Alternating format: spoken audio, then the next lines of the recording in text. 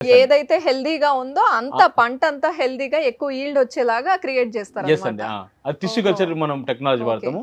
ఆ తర్వాత ఆ టిష్యూ చెట్టు వచ్చిన చెట్టుని పెంచడం కోసం మనం రిమోట్ సెన్సింగ్ వాడతామండి. రిమోట్ సెన్సింగ్ అంటే ఏంటంటే మామూలుగా దీన్ని ఇక్కడున్న ఆ సాయిల్లో భూమిలో ఉన్న ప్రతి మినరల్ ని మనం శాటిలైట్ కనెక్ట్ చేస్తాము. శాటిలైట్ నుండి ఆ శాటిలైట్ మన డేటా సెంటర్కి వస్తుంది అనమాట. అక్కడ దాని ప్రతి ఒక్కటి అక్కడ ఉన్న మినరల్స్ కానీ, వాటర్ లెవెల్స్ కానీ, గ్రౌండ్ లెవెల్స్, పిహెచ్ వాల్యూస్ అన్ని ప్రతి ఒక్కటి అక్కడ ఏముందో ఫస్ట్ మనం వెరిఫై చేసుకొని దాన్ని శాటిలైట్ కనెక్ట్ చేసి శాటిలైట్ నుంచి డేటా సెంటర్కి వస్తుంది. డేటా సెంటర్ నుంచి ఇక్కడ మన సైట్లో ఉన్న రోబోకి ఆ డేటా సెంటర్ గైడ్ చేస్తుంది అనమాట.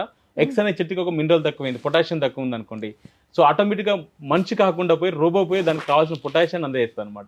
సో దానికి కావాల్సిన మినరల్స్ అన్ని కూడా దాని మానిటరింగ్ మొత్తం కూడా రిమోట్ సెన్సింగ్ ద్వారా చేస్తాము. సో ఆ టెక్నాలజీ మనకు వచ్చేసి తిరుపతి ఐఐటి వాళ్ళు ఇస్తారు మనకు.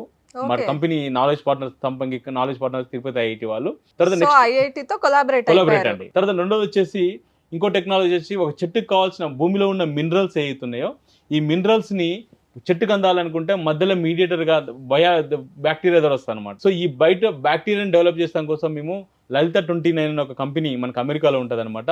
ఆ బ్యాక్టీరియా డెవలప్ చేస్తాం కోసం ఆ బ్యాక్టీరియా డెవలప్ చేసే కంపెనీతో మేము ఇలా టైప్ పెట్టుకున్నాము.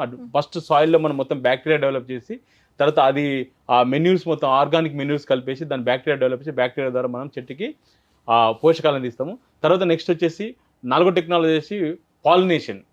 మామూలుగా ఏంటంటే పాలినేషన్ కావాలి మనకు. సో పాలినేషన్ అయితేనే కదండి మేల్ ఫీమేల్ కలిస్తేనే కదా మనకి ఫ్రూట్ వచ్చేది. సో ఆ పాలినేషన్ కూడా ఏంటంటే మాన్యువల్ పాలినేషన్ చేస్తాము. సో ఆ మాన్యువల్ పాలినేషన్ లో ప్రపంచంలో ఒక బెస్ట్ కంపెనీ వచ్చేసి సంపంగి బయోటెక్నాలజీస్ అని ఉంది ఆ కంపెనీ. అదే అది. సో ఆ కంపెనీ వచ్చేసి ఈ 4 టెక్నాలజీస్ వాడేసి మేము ఈరోజు అగ్రికల్చర్ చేస్తున్నాము. సో కాబట్టి ఈరోజు మేము దాదాపుగా R&Dలో మేము ఒక 72 acres లో మేము కల్టివేషన్ చేస్తున్నాము. ఈరోజు ఎకరానికి వచ్చేసి గత 12 years నుంచి చేస్తున్నాము.